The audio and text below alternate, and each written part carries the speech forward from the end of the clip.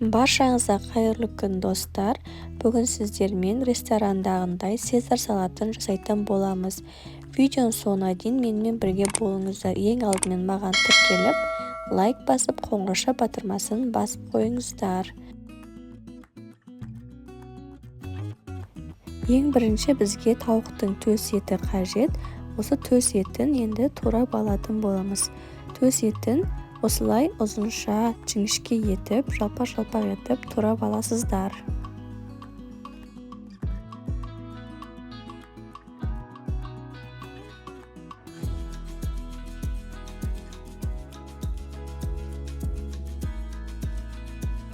Осылай тауықтың төс етін турап алғаннан кейін барлығын бір ыдысымызға салып аламыз.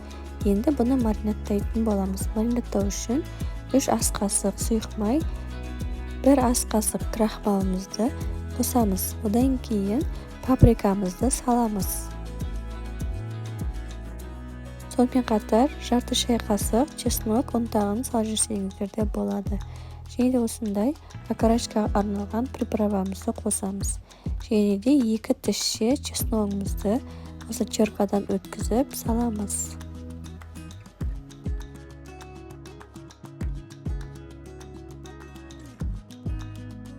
Енді барлығын біркелкі болғанша араластырамыз да 20 минутқа маринаты сіңгенше қойып қоясыздар.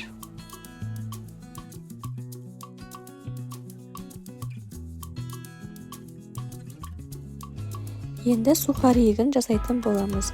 Осындай бөлкен нанды қосуға да болады, және де батон наны да пайдалануға болады. Мен осындай бөлкен нанды пайдаландым. Осылай турап алып, 4 бұрышты кубик етіп турап аласыздар.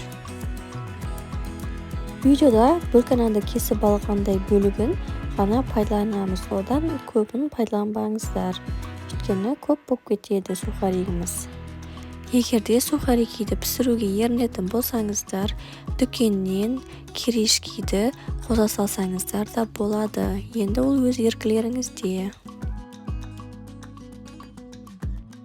Енді осы турап алған нанымызды бір ыдысымызға салып маринадтайтын боламыз.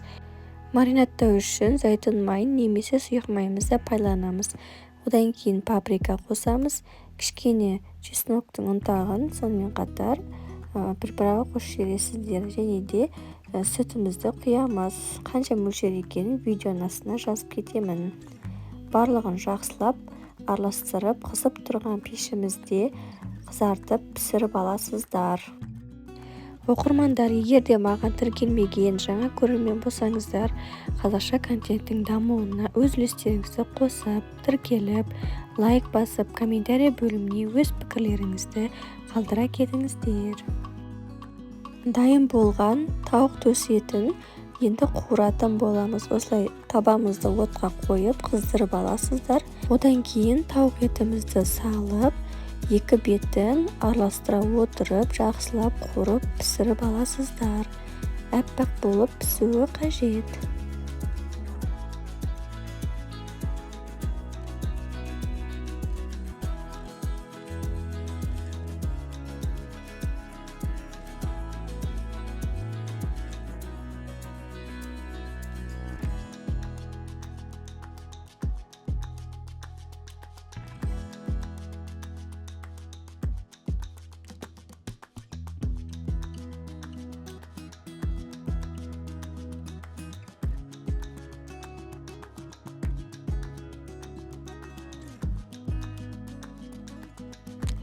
Мінекей осылай тауықтың төс еті ағарып піскенше екі бетін араластыра отырып пісіріп аламыз.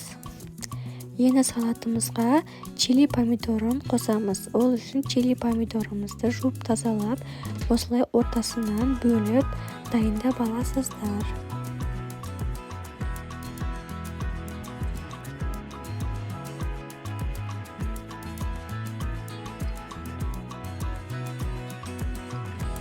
Енді ыдысымызға осындай пекинский капустамызды алып, осындай жұмсақ бөлігін ғана пайдаланамыз. Осылай қолымызбен үзіп аласыздар. Қатты үлкен қылып емес, орташа көлемде. Бізге ортасындағы қаттысы керек емес. оны алып тастайсыздар да басқа тамақтарыңызға пайдалана бересіздер. Тек осы жұмсақ жерін ғана пайдаланамыз.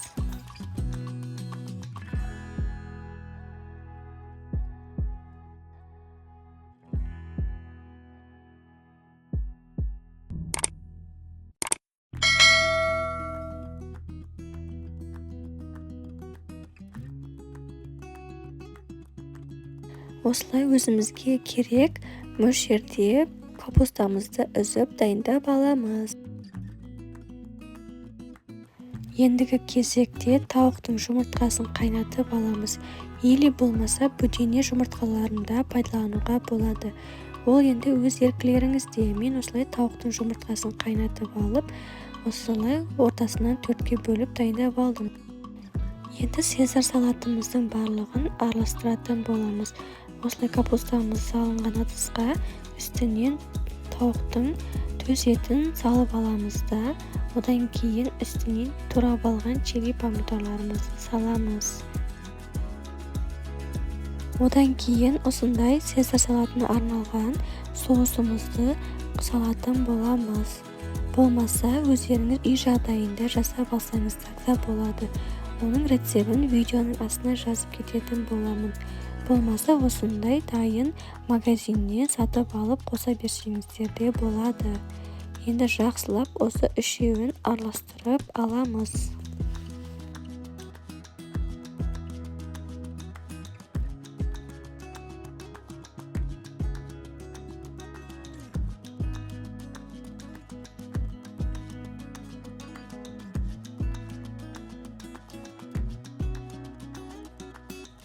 Міне осы капуста және де тауықтың төс етін, чили помидорымыздың үшеуін жақсылап араластырып алдық.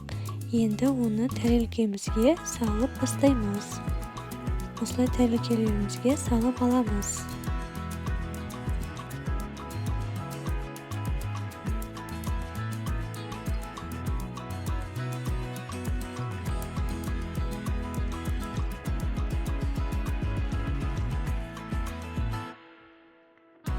Цезарь салатымыз әдемі көріну үшін осы чили помидорларын бет жағына қарай әдемілеп жан-жағына қойып шығасыздар. Сол кезде әдемі көрінетін болады.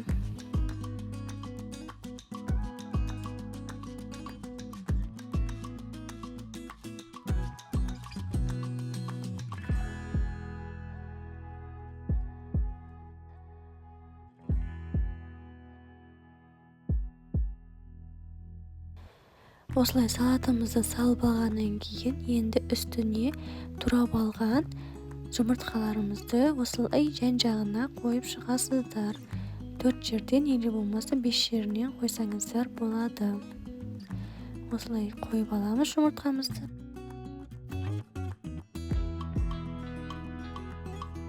Одан кейін сухарикімізді осылай бет жағына қарай қойып шығасыздар. Сол кезде біздің салатымыз өте әдемі болып көрінетін болады.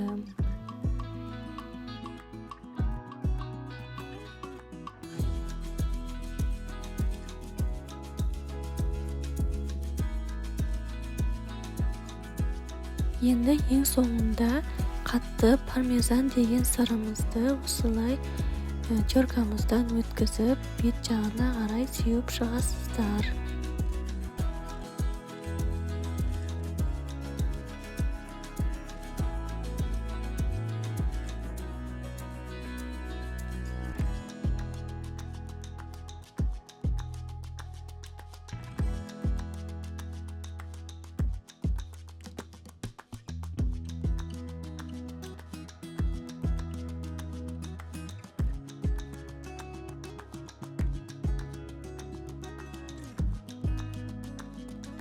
Осымен біздің тура ресторандағындай болып шығатын цезарь салатымыз дайын болды.